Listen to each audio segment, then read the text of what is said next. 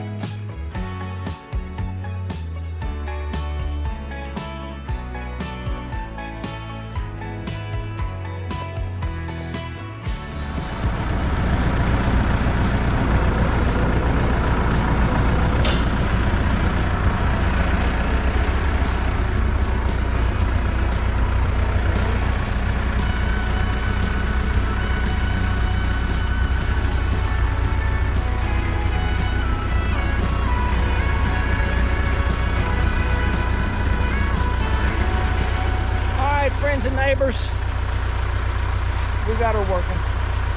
She's holding out. The wells are holding. Everything, the support pieces are holding. Everything is holding. So it's looking good. And thanks everybody for tuning in and watching. We've tested this big bad boy. She's good to go. So hopefully you may have gotten something out of this. At least you can see that it can be repaired. So today's a nice day. Let's get out and do something.